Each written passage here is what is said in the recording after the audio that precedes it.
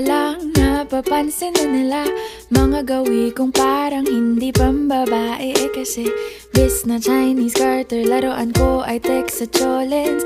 Tapos kajamin ko lagi noon mga sigang lalaki sa amin.